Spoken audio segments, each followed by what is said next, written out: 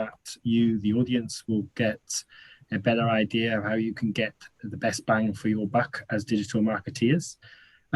Today's event, in the interest of transparency, has been brought to you in partnership with the guys at the digital media team who are sharing the screen with me, and you'll hear from them shortly. So a huge thanks for you guys for helping to sponsor today's events. Just a few sort of kind of like house rules, if you like. If you are watching this at a later date on our YouTube channel, then please click like and subscribe. However, if you're watching this with us live right now, then there's a few things I will say. There is a chat box, chat facility that you'll see at the bottom. If you click on that, and if there's any questions or comments that you would like to ask today's panel, then please pop them in there.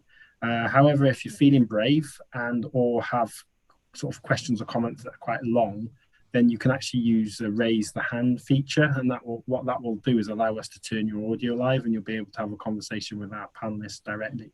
So there's two ways of questions: either leave the questions in the chat, or put your hand up like you would do at a normal event. Just to give you an idea how the event will run, so you'll shortly will hear an introduction from our panelists. Then there'll be a short presentation from today's partner, digital media team. Ben will be doing a quick introduction on what DMT do, and then we'll go into our panel discussions. Unlike a sort of traditional seminar, if you've got questions, just fire them along as we go. We'll do our best to answer them. We might not be able to answer everyone's questions, but we'll do our best to answer as many as we can. But then at 3 o'clock, we have just started running these post-event networking sessions. So at some stage during this talk, my colleague Scarlett, who is lurking around in the background, will share a link for you all, and you're more than welcome to come and join us in a separate meeting that will start immediately after this. You'll be able to meet all our panelists and ask questions and just generally network with each other. Normally what we do, if we only get a small handful of people, like 10, 15, we'll just all share the same screen. However, if we get more than that, we'll sort of do a little bit of a speed networking thing, so you get to meet people one-to-one if you're a little bit socially anxious. So before we start though, before I introduce the speakers, what I'd really like you guys to do out there is, can you just leave in the chat box, just tell us two things. Tell us firstly from where you're from in the world, which city or country you're from, and tell us what your job role is, please. So just leave Tom, digital marketing manager. If you could just leave that in the chat facility, that'd be great. That'll give us an idea of where everybody is from. And without further ado, I'm going to introduce our speakers today. So we've got Lauren, Matthew, Ben, and unfortunately Ash Sadiq, who's the MD of Missy Empire. He's had to cancel last minute because I don't know if you've read in the news, but JD have acquired them here in the UK. So unfortunately, Ash won't be with us. However, we do have a last minute stand-in. We've got Tim Sharp, who will be speaking on the topic of sort of email marketing. So he's standing in for Ash. So a huge thank you, Tim, for that. And without further ado, I'm going to get our speakers to introduce yourself. But guys, what I was going to ask is, rather than sort of do the professional, this is what I do right now, can you just tell us what your area of expertise is and how you've come to do the job you're doing now? If you just do a short, quick minute now. I'm going to start with you, Lauren, if that's okay. So just tell us what your area of expertise is and how you've come to doing the job you're doing at the moment. Sure. I guess I started off at a previous agency doing PPC advertising.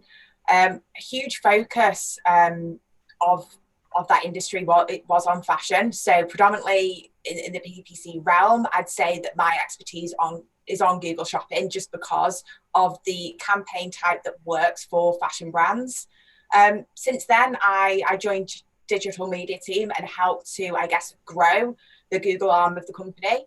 And that's why I'm here today. Thank you very much. Cheers, Lauren. I'm going to come over to you next, Tim, because obviously you're also new. So just tell us what your area of expertise is and how you've arrived at doing this job. Yeah, of course. So I'm Tim, and I've been with DMT for over 5 years now. Originally, I head up the design department, and within the last few years, we've branched out into email marketing. So that's where we're kind of coming into next. Thank you very much, Tim. Matt, over to you. Just tell us about your area of expertise and how you've come to do the job. Just as for everyone knows, if you go onto our YouTube channel, you'll see a little bit of a vlog that Matt has done for us a couple of weeks ago. So that's really interesting. Some really interesting insights over there. So Matt, just over to you. Let us know who you are. Yeah, hi guys. I head up the paid advertising here at DMT. Started DMT about 5 years ago. I originally got into paid marketing by growing my own small brand on Shopify. Sort of taught myself sort of how to run the channels, and then came for interview at DMT and never left basically. So yeah, I focus mainly on the paid social side of things. But yeah, I really focus my attention on especially Facebook and Instagram. Brilliant. Thanks, Matt. And last but by no means least, Ben. Let us know what your area of expertise is, and also just for my own personal interest, how have you got to that job? Because I've never actually asked you this. Oh, true. Yeah, I probably don't know the answer to the latter part of that question, to be honest. It's just sort of happened over the years. But no, I started with DMT right at the start, a background in sales and marketing anyway. Started sort of right at the start of our journey, about six and a half years ago now. But we've gone from being, you know, much smaller agency, having grown massively particularly over the last couple of years. But yeah, basically sort of went through I've always looked after the new business side, but then sort of taken on more roles and responsibilities, and I've ended up as director of the company. So I was one of the directors of the company, I should say. So yeah, just sort of naturally happened over the last 6 or so years as we've grown into who we are today. Brilliant. Thanks, Ben. And while you've got the mic, then do you just want to tell us a little bit about the agency and what you guys do? You've got a few slides, I understand. Let me just bring them up. So. Yeah, no problem. So as I've just mentioned, digital media team have been around about 6.5 years now. Started predominantly as just a social media agency. So obviously organic social media management and paid social were our first core services. And then we've obviously led into to other services like your PPC, email marketing, Amazon, etc., and now into Shopify, web dev. We're quite different as an agency in the fact that we don't offer every sort of service. You know, there's loads and loads of companies out there who offer a much wider variety of services, but we stick to what we're good at. And you'll see further on in the next couple of slides that we are generally premium partners with most of the platforms that we work with. So you can see some of the platforms that we work on that slide here. One of the titles that we're most proud of is that we're a premium partner of Facebook. There's literally 6 of those in the UK at the moment. And I believe we're still the only ones outside of the London area.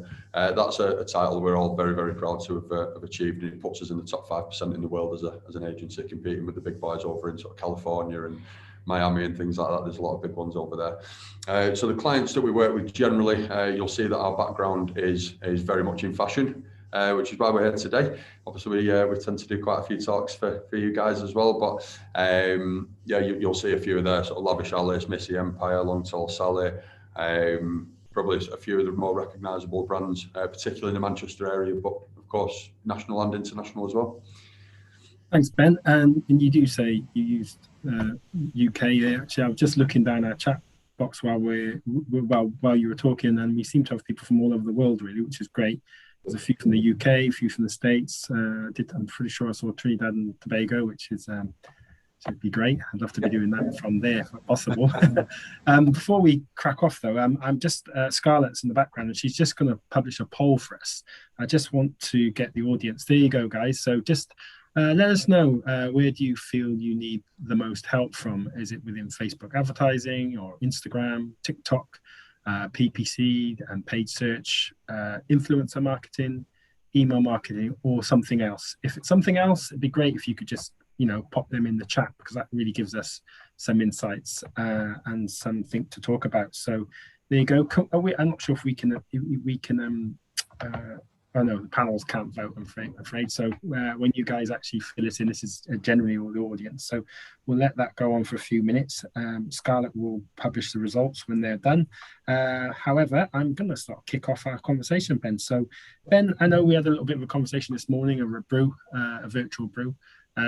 You had, I fear to say, a little bit of a mini rant, but can you just kick us off with some of the key trends that you've been noticing in sort of digital marketing recently? I know we're going to come to one thing in particular, but yeah, over to you. Yeah, fine. So I think the biggest I suppose if we're going to call it a rant, or the biggest thing that we've picked up on, certainly for 2021, to put it simply, is Apple. They're causing all sorts of havoc across lots of the paid media channels, so Facebook, Instagram. I'll talk about Facebook quite a lot. I do incorporate Instagram when I'm talking about them because, of course, they own Instagram. But yeah, that's potentially going to kick in for Google around 2023 with the sort of tracking issues that they're putting in place for everybody at the moment. And I'm also going to touch on email marketing, which not a lot of people know of yet. I think people are only just starting to sort of pay attention to what's been happening to other channels like your Facebook, Instagram, etc. But I'll go into it in a little bit more detail, basically. So Apple have in iOS 14.5, when people started being updated onto the iOS version, they started basically with a very limited rollout of a push notification that effectively promoted people opting out of tracking. It was made a little bit easier to opt out of tracking than to opt in for it. What that basically means is that platforms like Facebook, who are so heavily reliant upon the data that they use to track you, in order to be able to put the best adverts in front of your audience for brands, are now being limited in the data that they're being able to track, and also in their ability to report on the results that they're achieving through campaigns through Facebook, Instagram, other platforms. So now that 14.6 has come out, that is where we've seen it roll out en masse. Everyone's received it. It's not the limited version anymore. And on the 6th of July, when this started happening, we've seen sort of a steady increase of people uptaking it, and it's just shot through the roof. This now is where people have started, brands are starting to pay attention to it, as the reporting is very much skewed. Matt will go into this in a little bit more detail, so I won't ramble on too much about it. Are you saying, as marketeers, that's the biggest news at the moment, basically? 100%. Marketers who are so heavily reliant, and what this has shown is how heavily reliant brands are and marketers are on these paid media channels. The reaction, and it's always that knee-jerk reaction. We saw this exactly last year when people started going into lockdown. The knee-jerk reaction comes in, right, we need to reduce spend. But we actually had a conversation with all our clients, and every single one of them went the right way. Everything went up, and if a lot of the brands on here today will probably, hopefully, be nodding their head to say, actually, it was one of the best things that they could do was carry on spending. Sort of March, April last year, when everyone thought, right, we need to stop. E-commerce just took off, and us as an agency it should really show that we tripled in staffing size in that time to deal with the. It didn't start like that, though, did it? It didn't start like that. It started like that. We've got big load of conversations with clients first, trying to reassure them that we know what we're doing. We've got the data, we're using it properly, and we had to get them to carry on. And as soon as they carried on, the results spoke for themselves. That's when everyone started scaling up. Likewise, we're a representation as an agency of what happened in the industry, because we had to grow as well to sort of deal with it. But yeah, just to sort of, I suppose, nip back to the sort of July the 6th episode. So obviously iOS 14.6 came out. Everyone who has an Apple device, I should say, that's between 70 and 80% of the UK, depending on whether it's iPhone, iPad, Mac, etc. Anyone with an Apple device, the vast majority of those were opting out. Now, that doesn't mean that people are receiving less ads. It just means they're getting ads that are no longer quite as relevant to them, because people haven't got quite that data on them anymore. So they're still going to get hit with the same amount of ads every day, but they're just going to be completely irrelevant. That's down the line. That's not happening yet. It's still very much a platform that people should be using, even though that we're still in that sort of period where that knee-jerk reactions happen. So with that, I suppose I'm just referring back to my notes here, just to sort of pick up where I was. I think the main thing that people are seeing at the moment, as I say, the reporting has now been affected a little bit. So even though the results may have actually stayed exactly the same, the reports are starting to show that return on investment has dropped. So that again creates people wanting to pull spend back. When as a matter of fact, if they looked at other areas like Google Analytics, for example, they might not see anywhere near as sharp a decrease when looking at it from a one-day click attribution window. I'll let Matt sort of delve into what that means for anyone who doesn't understand. One thing that we have seen is an increase in what we call CPMs, which is a cost per 1,000 impressions. This is effectively the method for buying airtime with platforms like Facebook, Instagram, etc. So that is your cost. You may pay £2, £3 for 1,000 impressions. We've seen, you know, brands seeing 30, 40, up to sort of 60, 70% increases in this. And again, every client comes and says that this is too high, it's going the wrong way. But we've reassured all of our clients, and I'd like to reassure everyone on here today that those platforms are still certainly at the top of your marketing funnel, where you're looking at brand awareness, your prospecting campaigns. It's still by far and away one of the cheapest ways of getting out. You're getting the right message in front of the right people, and will still lead to good conversions on your site. So, yeah. Can you sort of sum it all up, Ben? Can you sort of sum it up into... Well, I think there was just probably one more point to touch on, which again Tim will lead into, is we need to carry on. So if we're going to put a summary on it with what's happened with the social channels, etc. so far, people need to carry on. Don't have that knee-jerk reaction that can kill the muscle memory of any campaigns you've had going, especially if you've been spending considerably on there. Any sort of knee-jerk reactions and turning off campaigns will kill the muscle memory of those campaigns. It will take away a lot of momentum that I'm now more heavily reliant on than ever, that momentum to carry on and make sure you're still getting the results. So don't just stop. Speak to people first and get the actual data on it before you make any sort of rushed decisions. But then I think the one extra part that I wanted to talk about, which is something that's only very recently been announced, is iOS 15. And this is where we'll see Apple turn the screw just that little bit more. They are effectively now going to be introducing something called Hide Your Email in iOS 15. That usually comes out around September when the latest phone comes out. Now, Hide Your Email is, in my eyes, a bit of an attack on the email marketing sector now, where effectively when somebody signs up to a new website or a newsletter or enters their details for to maybe enter a competition for a brand, Apple, anyone on an Apple device, Apple are effectively going to generate a one-time only use email address. So lots of brands are going to be collating data left, right, and centre. And what's effectively going to start happening after sort of autumn of this year, if anyone has opted into Hide Your Email, people's emails lists are going to start filling with one-time only use emails that they'll never be able to remarket to. We don't know the ins and outs of the details of this yet because it's only just been announced. We'll learn more, just as we were at the forefront of everything that's happened with Facebook. Because of our status there, we're also sort of platinum partners with platforms like Klaviyo. So iOS 15 is what really the talking point is. No, 100%. I mean, this has been a big talking point and will continue to be so for 14.5 and 14.6, but iOS 15 is just another area of your marketing efforts that is going to need attention. And like we've not seen with people in this, we know brands now that are spending $500,000 a month who have still not picked up on the implications of iOS 14.5 and 6. Now is the time to start paying attention to this and looking at any developments that come through so that we're ready for it and we can act in the best way when iOS 15 kicks in. It doesn't mean that any of the data that you've already collated is going to start becoming useless. There's still going to be plenty of time, to be able to use the data that you already have as a brand. But any new data, you're going to start seeing sharp decreases in the quantity that you're getting. It will improve the quality because someone will not hide their email if they do want to be on your newsletter, on your mailing list. We were saying that earlier, weren't we? Yeah. All right.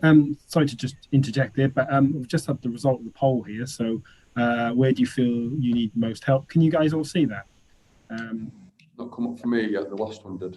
Is it not? Oh, it's come up. Anyway, I can see that. Okay, good. So funny enough, it leads perfectly onto our second discussion point. But obviously, PPC and pay for search is the one where most of our audience feel they could do with the most help for, which leads us perfectly on to you, Lauren, really. Do you want to just talk us through a little bit about maintaining your ROI with PPC? Talk us through some strategies for that, please.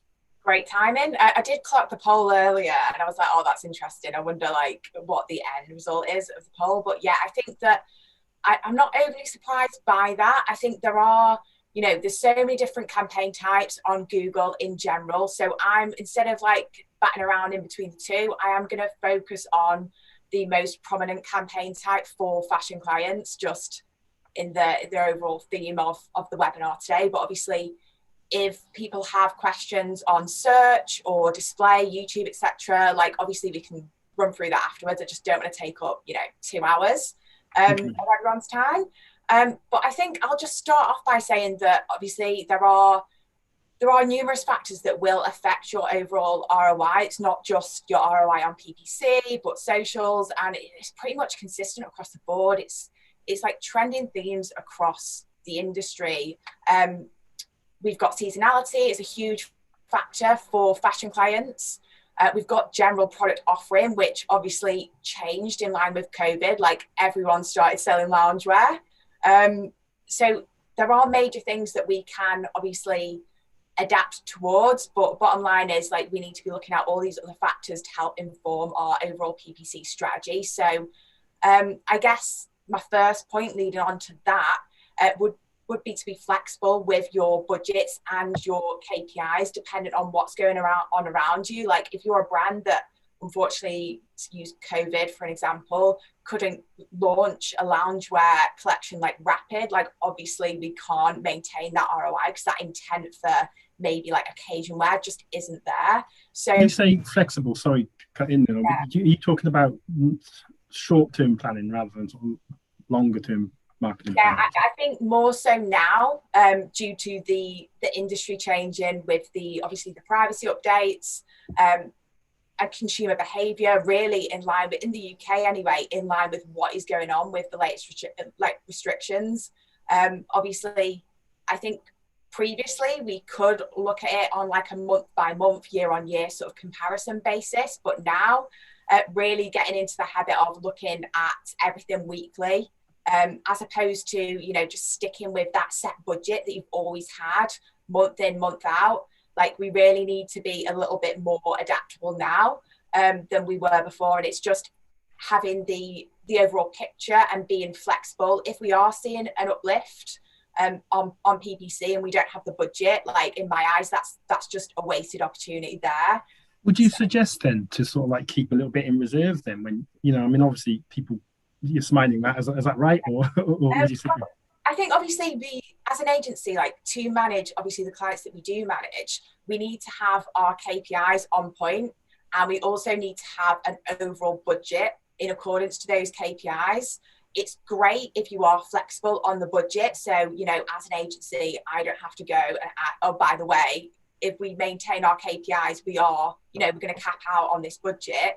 It would be great to have a little bit of flexibility. So if your overall PPC budget is like 10K, I'd go 10 to 15, depending on performance. Like it just means that we can react quicker as PPC specialists, and there's less time in between like communicating and getting things signed off. I know companies are different in the way that their marketing budgets are assigned, but I'd 100% say that we need to have like a quicker approach to how we do things than prior. Yeah. Okay. Which sort of moves on to Matt then, really. So obviously we'll come back to talk a bit more about PPC, no doubt. But Matt, obviously you work within the social aspect of it. So tell us a little bit how sort of your social spend should be structured and where you should focus your social spend as well, and how that should work in partnership with the work that Lauren does? Yeah, 100%.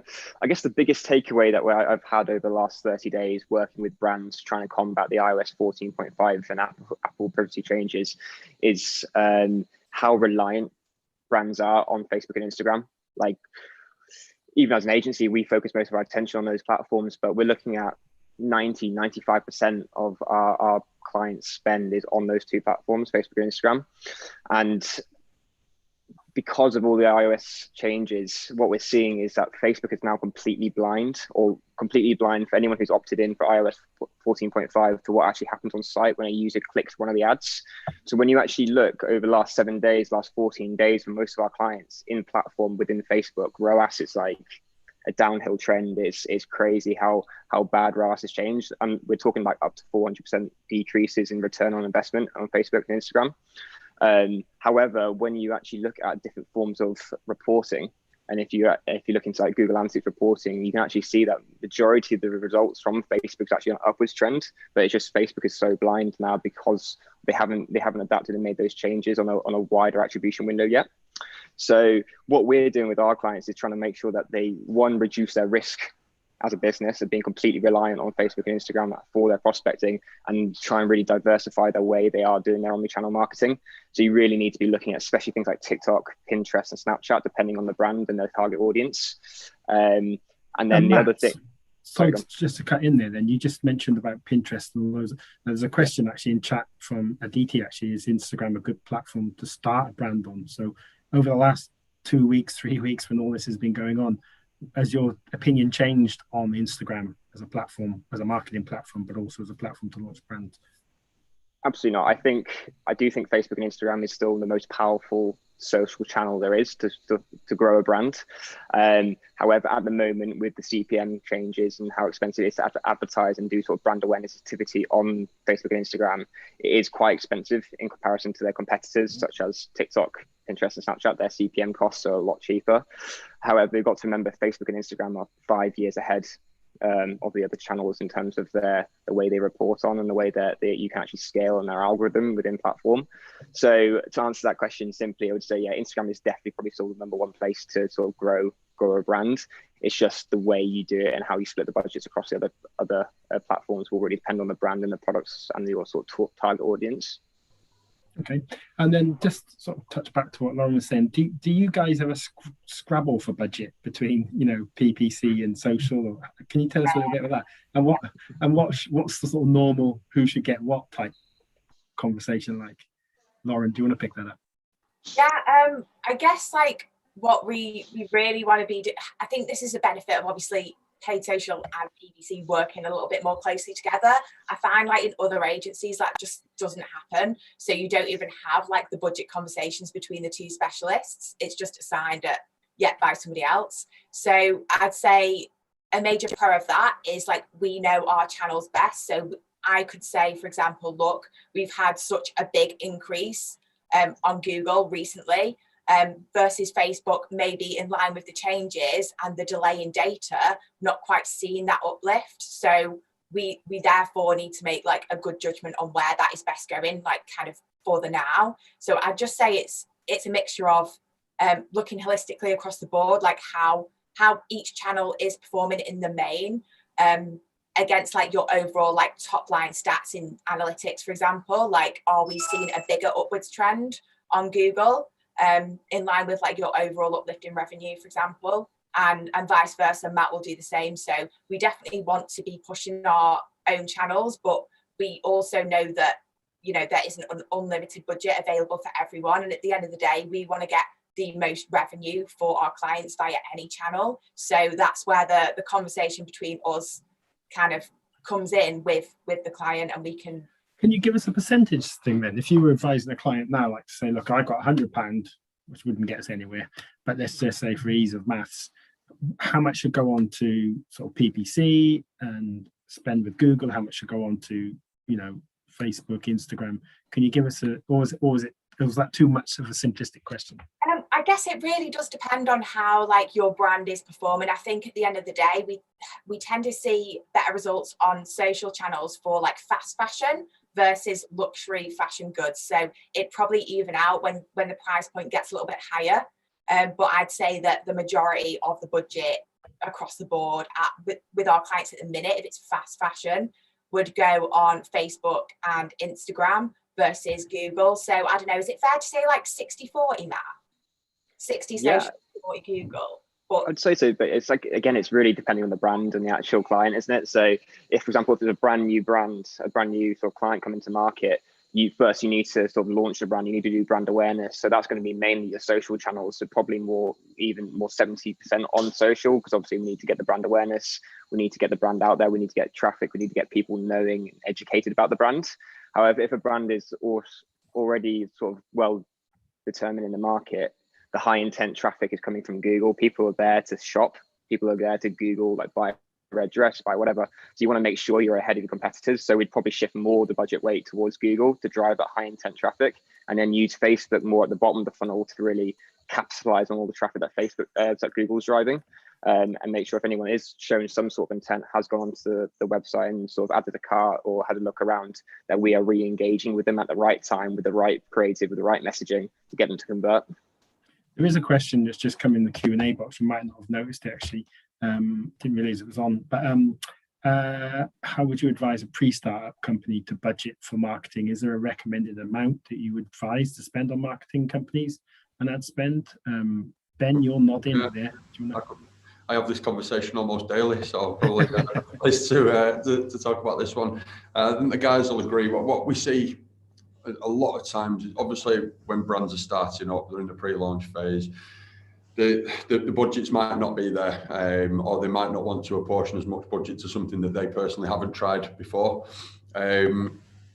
Every single one of these conversations without fail, they say, I just want to dip my toe in.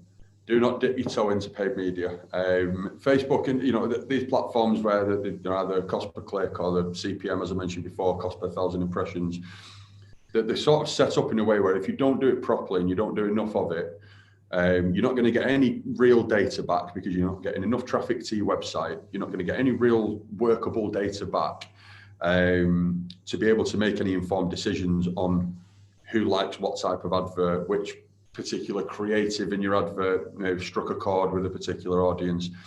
All of these things, the ad copy, the text that you use in there, all of these things that sort of contribute to a good ad campaign, you're not getting enough data back to make any informed decisions on where to take it next and how to scale it. And so many brands, we've looked at thousands of accounts over our years now where they've dipped the toe in, they try with like a few £100 there, a few £100 there. There's no ongoing strategy. There's no sort of momentum again, like I'll use that word again, to the campaigns, and I've never once seen it work. Are you saying it's a waste then, Ben? Absolute waste. You take almost no learnings from it, and you can see the sort of the process that these brands have gone over in the mind. You can see the mind working when you look through the sort of the history on the account. It's like, well, I keep hearing it works, so I'll give it another try, and then they put another £300 into it. Well, that didn't work. It didn't make any money. We're genuinely a minimum these days of really sort of 4 to 5k, not 45, 4 or 5k per month. Per month. Yeah. Absolutely. Don't look at this as a 1 month or a 1 week trial or anything like that. It's got to be a consistent campaign, and that's just your sort of day-to-day advertising. Every brand should be doing a pre-launch phase. Now, our pre-launches that we do, which we've done for the likes of Foot Asylum, with some sort of heavier budgets, they don't need to be any longer than 3 or 4 weeks. You don't need to be sort of putting it out there months ahead, because people will get bored of it before they can even buy your products, and then you're just paying more to sort of annoy them more, if anything. So no, 3 or 4 weeks of pre-launch activity. And you've got to think, you're trying to build the hype up of a new brand, so the creative's got to be absolutely on point for that. The sort of the way you're putting the messaging out, and this is what I was saying before, Facebook and Instagram and other channels are still going to be the cheapest way that you're going to get that message out en masse to your desired audience, and especially for that top of the funnel activity, as we'd call it, the brand awareness, prospecting phase. That is where that money should be spent. And really, as little as you put in, as little as you'll get out, and as much as you put in, you'll get more out. Simple as. But it's got to be a good, consistent strategy that you're putting forward. Can I just ask then, because obviously the first thing I was thinking then is a question that's come up here from Maria as well. It's a crazy amount for smaller brands. So if you are a smaller brand trying to embark on, or even if you're not, if you are a bigger brand that has money to put into it but don't want to risk money willy-nilly, what's the starting point then? Would you advise them to go into like third-party marketplace to start with? Because obviously third-party marketplace do half the marketing for you, or what exactly. There are options like that. We just see, and again, it does sound like a crazy amount for a small startup brand. This is where a lot of people will do things like PR, using influencer. I know we're going to touch on influencer marketing anyway. I'll be honest with you, I could probably roll that question into this, because it's certainly at this sort of phase, where it is important. A lot of people then make the decision to either use influencers or use paid media. But paid media is here to, first of all, get the message out to people, but then retarget your audience effectively to generate a conversion on your website.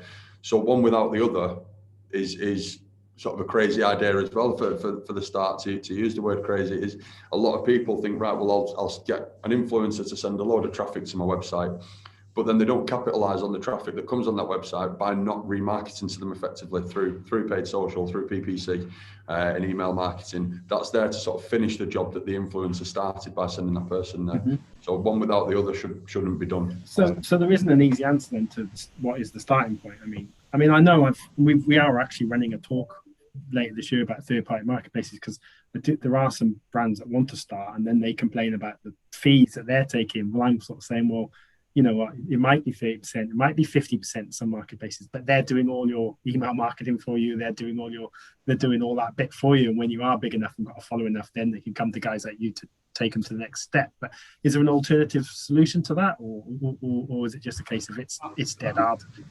It's getting harder. You know, this comes down to that thing. People need to start investing in the sort of newer platforms like TikTok as well. I think in 2012, 2013, when everyone was saying, well, Instagram's just full of kids and no point being on that platform, that the learning curve has happened hopefully since for brands, because in 2014 and 15, when we see some of the brands that we work with, you know, they were printing money almost at that point, because Instagram was on the rise, influencer marketing itself as an industry was on the rise. And now that platform, and to a degree that industry is quite saturated. It's much more difficult for an influencer now to generate money from a post when they would have been able to do it 3, 4, 5 years ago. They're finding it more difficult to actually get conversions when they offer out social codes and things like that, that their names are attributed to. But Instagram as a platform is also, especially if you want to sort of build a brand on there and try and grow your following, it's very difficult to do. The algorithm is extremely tight now because everybody wants to be there, and it's very expensive to do. So you're not going to do it for free anymore. You've got to pay Facebook and Instagram. So in a way, you're kind of, I know people look shocked at the amount of money you have to do to launch, but in a way, you're kind of saving the money, really. 100%. I've seen people waste 50, 100K by sporadically doing it over, you know, months here and there over a period of 4 or 5 years, and learn nothing for that money, for that spend. Well, I want to bring Tim in here. So obviously, I'd love to go on a bit more around this point, but I know Vanessa's asked, is there a presentation, and a few other people is, no, we haven't got a presentation. This recording will go on YouTube, but what I would suggest to you guys that perhaps want to dive a little bit deeper, just join us at 3 o'clock and have a chat to Ben or Lauren or whoever face to face. So yeah, if you want to dive deeper, this is probably, there aren't many opportunities you get to speak to sort of people, experts on this level. So please try and join us at 3 o'clock. Scarlett will share the link in the chat box shortly. Tim, I want to bring you in because I want to talk a little bit about something I know a little bit about, which is email marketing, the unsung hero. So do you want to just talk us a little bit about strategies for that, Tim, on how to manage campaigns on email, but also how to build a list? You know, it'd be great to know how, because I mean, that's getting harder than ever it is now. Yeah, of course. So first of all, just to kind of like kick off, we were touching on iOS 15 before. Excuse me. Just to clarify, in terms of the hiding your email, so far what we know is it affects iCloud email addresses. So that's just so far. That could change to Hotmail, Gmail, etc. But so far it's only iCloud. Other updates that are going to come are it's going to hide potentially your IP address. So why is that important? That's important with segmentation. If you want to kind of like pick people's locations, if they don't necessarily input it in any input fields, whether that's for your site or for a pop-up and so on. And lastly, the other update is going to be you can have the option to hide your open rate. So basically opening your email, any of your customers won't be able to see that. So I know that kind of sounds like a lot of doom and gloom, but in terms of like plans and steps so far, there's a couple of things that you'll want to start looking at is your segmentation. So making sure that when you've got your list, you're putting them into certain actions. So for example, in Klaviyo, you can break it down by what a user's done, what kind of things they do on site, products they've bought, etc. And you want to make sure that you're really like tailoring your email and your content to those audiences. It's not just all about, a lot of people tend to think, okay, I've got 20,000 email addresses. Surely if I just send it to that all the time, I'm going to get a decent return. You want to really make sure that you're breaking everything down, you're breaking it, segmenting it, making sure that the content of your email is going to resonate to the people that you send them to. With the hiding of the like the lack of visibility, the open rates, all that's going to mean in the future is that click rates and conversion rates will inform you of like how well you're performing.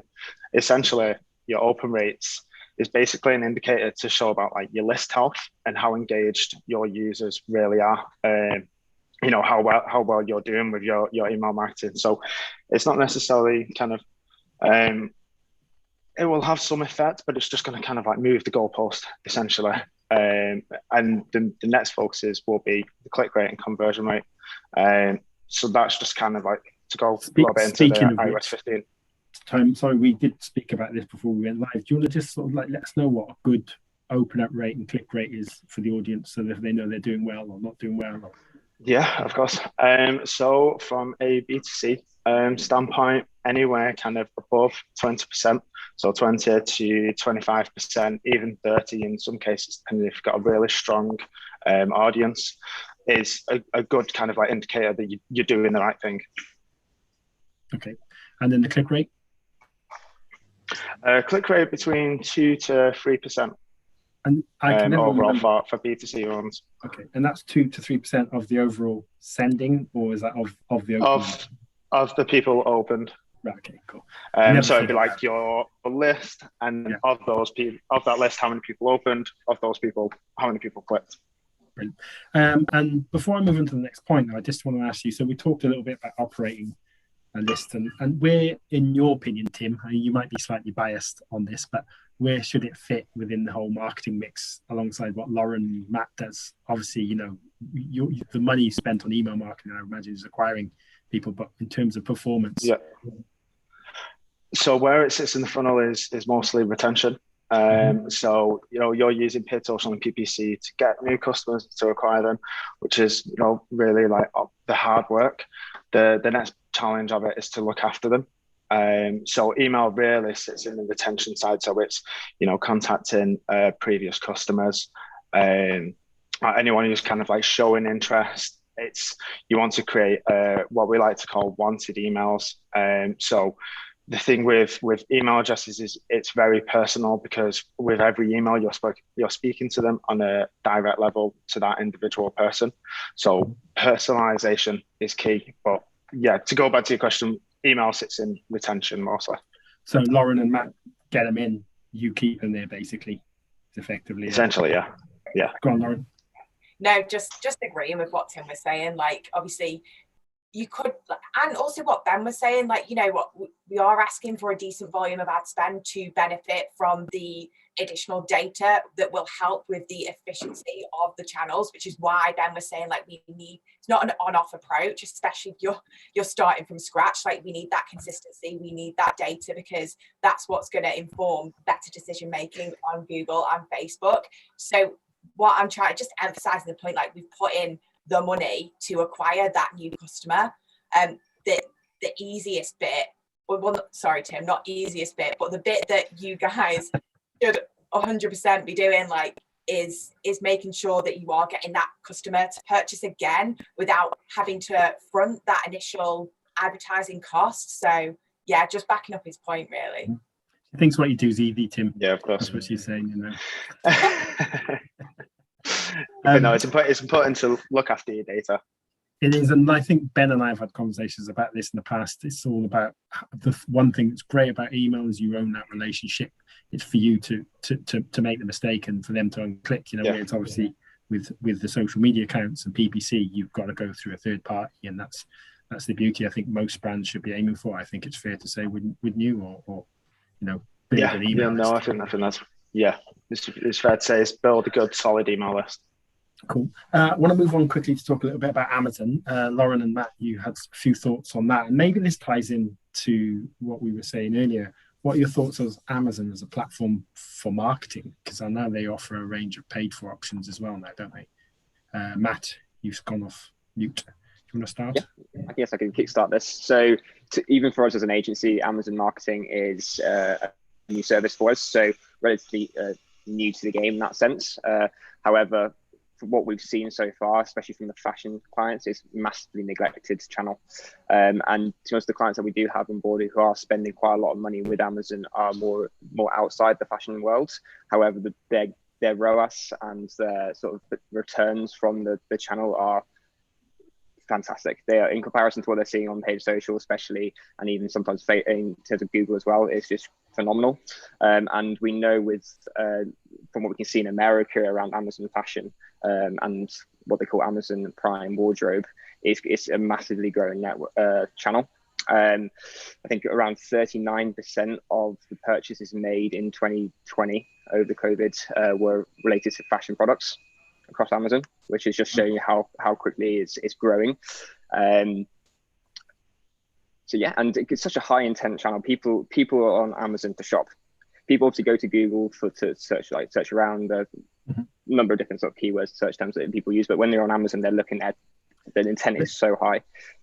I imagine it's important to note though that obviously you have to pay not only to advertise on Amazon, but obviously then there's a fee to sell on Amazon. So the cost is you have to factor that cost in as well, I'd imagine. Yeah, there's multiple fees with Amazon, and that's how they're making so much money themselves. But yeah, as you say, there's obviously fees to go onto Amazon Prime and VA, but then there's also the Amazon PPC side of things, which is Amazon pay per click, which is similar to like Google pay per click as well. Yeah, and I guess Lauren? oh, sorry, go on. No, sorry, I was just bringing you in. That's all. No, I was just going to kind of like compare the differences that I'm seeing anyway on like Google PPC versus Amazon PPC. Like 100% convert from what I've seen amongst like fashion and other category clients. Conversion rates do tend to be higher on Amazon PPC versus Google. I guess they're logged in, they're on Prime, that intent to buy is naturally a lot higher for that reason. Obviously, you go to Google to buy, but you're more likely to browse, maybe come back later on. If you're logged into Amazon, you're going to order, you're going to get it the next day. So CPCs tend to be higher, but because of that conversion rate increase that we are seeing on Amazon, it tends to be a little bit more profitable. So just to tie in with the additional cost of obviously advertising on Amazon, 100% you should factor that into your overall ROI KPIs. So don't have the same KPI on Amazon versus Google, like factor in that additional chunk that is going to Amazon as a result of that sale. But yeah, just to emphasize Matt's point as well, like it's kind of not utilized its full potential, especially in fashion at the minute, but we know that Amazon are pushing that category. I think it's like around 11th at the minute. There's been a bigger uptake in the US, but what we're trying to say is like kind of it's going to grow, get there first and get things set up. So there's an opportunity is what you're saying at the moment. Yeah, 100%. If you're not there, then you can't be found. I imagine Amazon's a nightmare to get any data from, though. It's not like you can build your email list from Amazon, is it? Unfortunately not, no. Yeah, I guess you can get anything. The positive side of Amazon is that they cover everything in terms of fulfillment, customer service, returns. So all of that is taken off your plate, which is worth taking into account. So they've got your proverbial pants around your ankles. Yeah, the best way of, as people say, you're borrowing the customer from Amazon. But even if you're borrowing it, there's still some good returns to be made there. I think the one thing that the reason why fashion hasn't really evolved as quickly as on Amazon as like other brands is that it's very hard to showcase the brand and the brand vibe in that sense, just because it's so product related. Like how do you jump out compared to your competitors? However, what Amazon are doing now is something called a store page, which is best way of describing it. It's like a little website within Amazon. So there you can sort of showcase your brand, where you can upload your own videos, your own content, your own imagery, and really sort of show off the brand image in that sense. For a fee. Not for a fee, that's all completely free. Yeah. And you can actually, when you actually build out your campaigns on Amazon, like marketing campaigns, you can actually, instead of directing people to the product page, you can actually choose to direct people to that store page. And then once people are on that store page, then you can start like remarketing campaigns and sponsored display campaigns on those particular store pages as well. So Amazon is adapting quickly, especially for the fashion world. I think it's massively neglected in the UK market, and there's definitely potential there for brands to get on there. Brilliant. I've just got one eye on time as well. There's a couple more things I want to get in. Guys out there, if you're listening, if there's any more questions you want, please pop them in the chat box. or come and join us immediately afterwards and ask the guys face to face. I know you guys aren't specialists in influencer marketing, but do you want to just, Ben, do you want to just come in on this point? Yeah. Just talk us a little bit about where that fits into this mix and how you should use it and all that. You mentioned earlier it might be a good thing for start-off brands to work with, but I also know that influencer marketing is quite a costly thing as well. But do you want to sort of talk how it fits into the paid-for mix? Yeah, of course. I know Ash was due to talk about this, so it won't be probably as detailed as Ash may have gone into it. But of course, he certainly for the type of spender that he is, you know, that the budgets are generally sort of in the region of around 150k a month I'd spend with us, sometimes rising up to around the 200k mark and 250k in the shopping season. So his use of influencers will of course be a lot higher than, you know, if we're going to angle this towards your sort of startups. It is still a no-brainer, I suppose, for brands to be using influencers. Yes, it's become a lot tighter, a lot more difficult. There's a lot of influencers out there that have, I think they've tried to flog every brand sort of in their sort of remit. But, you know, if they're a sort of young male who's been on Love Island or something like that, every menswear, urban wear, streetwear brand has been on their back at some point. And I think that's maybe lost a little bit of credibility with their audience and their followers, and has led to less conversions. However, what we're noticing now is obviously this micro influencer industry that's coming through, or sector that are coming through, where they're much more keen on promoting brands that suit their image personally. They get a lot more credibility from their followers. They don't tend to have as many followers, so you tend to use more of these influencers that sort of suit your brand. But you just generally get a bit more of a feeling of integrity from those type of influencers, and better quality results as a result of that. Their followers are much more bought into what they're doing. So I would definitely recommend going down that route. And some of them, you know, because they don't boast massive followers, the fees aren't astronomically high. You know, there's still influencers out there with 500,000, million followers. There's plenty of them that come from that same sort of world, and they're still charging sort of £2,000-3,000 for one post. And again, one thing that I would say, I know this is one thing we talked about in the past, Dale, is that never do sort of a one-off post. Try and build up an idea where they'll become almost a brand advocate. You'll generally get a better price per post as a result of it. Do maybe a short-term 2-month, 3-month, 4-month commitment with them, where they're going to post multiple times. They're going to do stories on Instagram. They're going to put posts on their platforms, on their timeline and things like that. And the reason for that, you know, if you imagine your audience is scrolling through their Instagram stories, and you've just paid someone £2,000-3,000 for literally maybe a 15-second story. That person has viewed that story, and if they haven't clicked on it there and then, it's gone. That's it. They're on to the next story.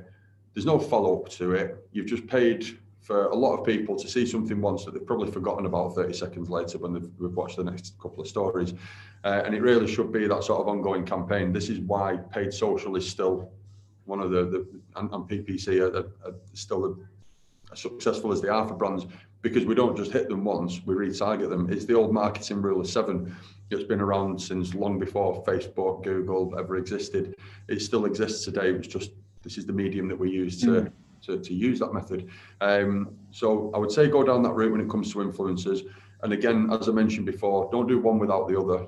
If you don't do paid media, you're going to send up, you know, quite maybe some really good quality traffic to the site. But if those people don't purchase the first time round, and you're not retargeting those people or making any attempt to, you're going to be wasting money that you would have made. You'll never see that money you would have made. So it sounds like the message really today is, like, if you haven't got the means to do a strategic campaign, then maybe think twice about whether to do it at all, or don't do it at all. If you're not going to do it properly, I probably sound a bit sort of, I certainly did before. I'm really passionate. I don't want to see people wasting money on it, because we've seen it far too many times. And I probably sound quite firm when I was putting it across before.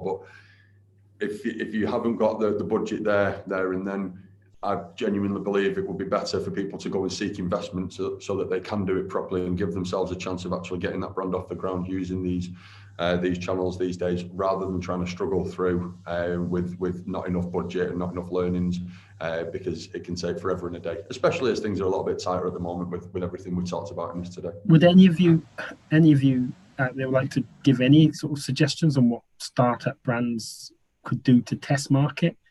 It sounds like you're saying don't use these platforms, do something else. Perhaps. There is, well, pop-up shop or something.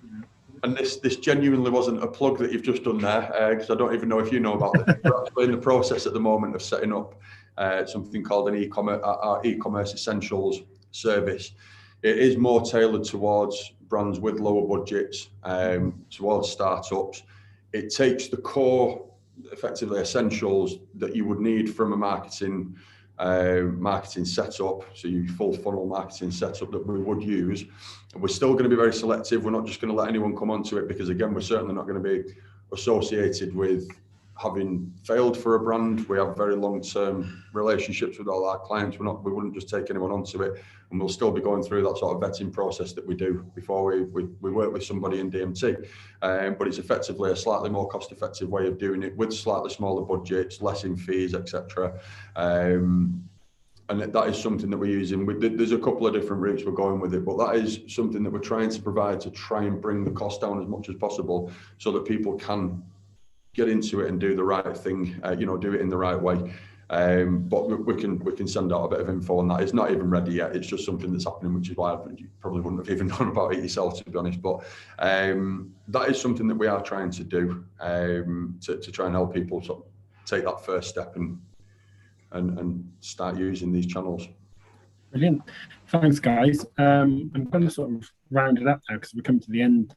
Like I say, if anybody out there feels there's more questions, then please come and join us. That link in the chat box will be there for about 20 minutes. You'll be able to ask whatever you like of either Ben, Tim, Lauren, or Matt, or even myself, if you think I can answer something.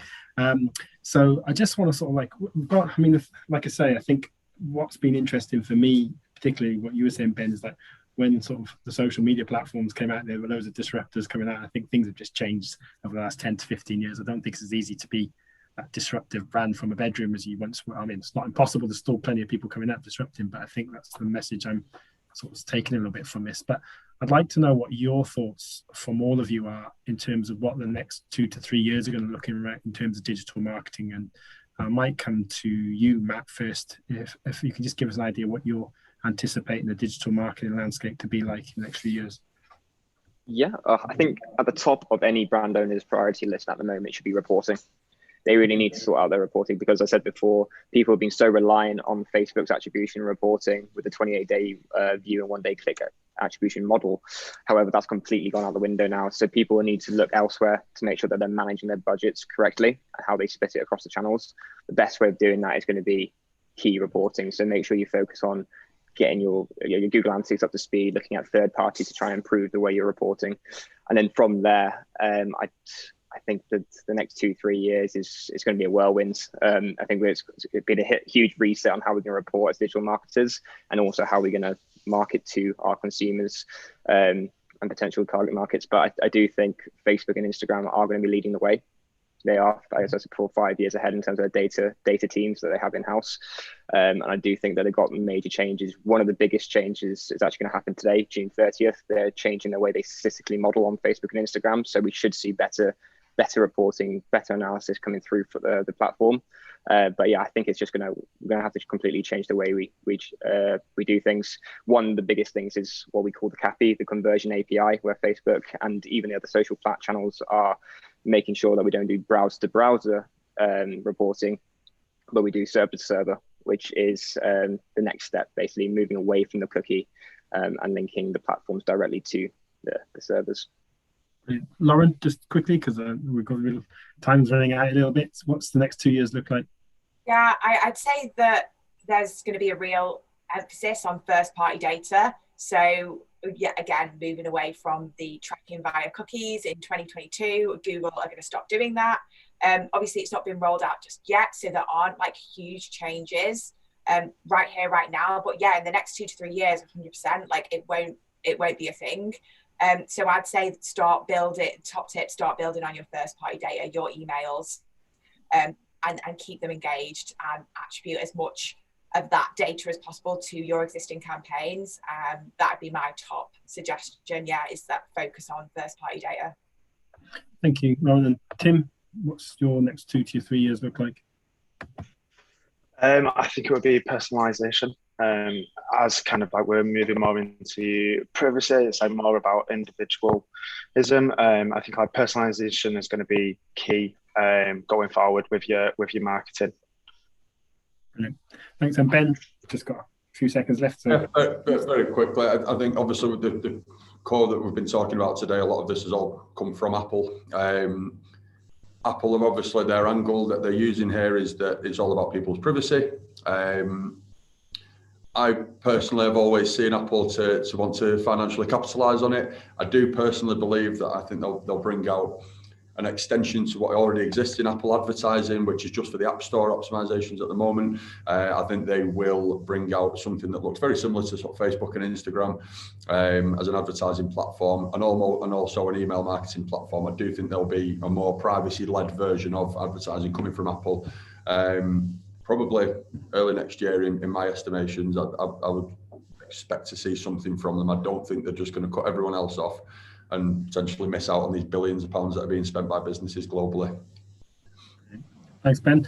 Thanks to all our audience for listening in. Huge thanks to the digital media team for helping us put today's event on. Like, if any of you want to have a quick chat with any of the panel, with a little bit of face-to-face networking, the link is just there in the chat box. I shall see, hope you guys have got the links, I assume. So I'll see you guys in a few minutes.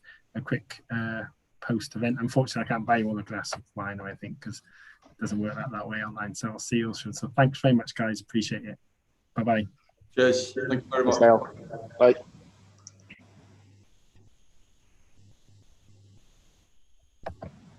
Do we come off here now, yeah?